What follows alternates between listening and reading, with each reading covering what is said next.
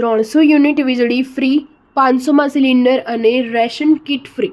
દિલ્હીવાસીઓને કોંગ્રેસની વધુ 2 ગેરંટી. દિલ્હી ચૂંટણીને લઈને રાજકીય ગરમાવો તેજ થઈ ગયો છે. તમામ રાજકીય પક્ષો દ્વારા જનતાને અનેક વચનો આપવામાં આવી રહ્યા છે. દરેક રાજકીય પક્ષ કોઈ પણ ભોગે આ ચૂંટણી જીતવા માંગે છે, જેના કારણે અનેક પ્રકારની જાહેરાતો કરવામાં આવી રહી છે. કોંગ્રેસ પણ આ મામલે પાછળ નથી. આ અંગે ગુરુવારે કોંગ્રેસે જાહેરાત કરી કે જો દિલ્હીમાં કોંગ્રેસ સત્તામાં આવશે તો મોંઘવારી રાહત યોજના હેઠળ 500 રૂપિયામાં સિલિન્ડર મળશે અને તેની સાથે રાશન કીટ પણ ફ્રી આપવામાં. અગાઉ પણ કોંગ્રેસે દિલ્હીમાં રહેતા પૂર્વાંચલ અને બિહારના લોકોને મહાકુંભની જેમ છઠનો તહેવાર ઉજવવાનું વચન આપ્યું હતું. કોંગ્રેસે વચન આપ્યું છે કે છઠ તહેવાર માટે દિલ્હીમાં યમુના કિનારે એક સ્થળ નક્કી કરવામાં આવશે અને તેને જિલ્લો જાહેર કરવામાં આવશે.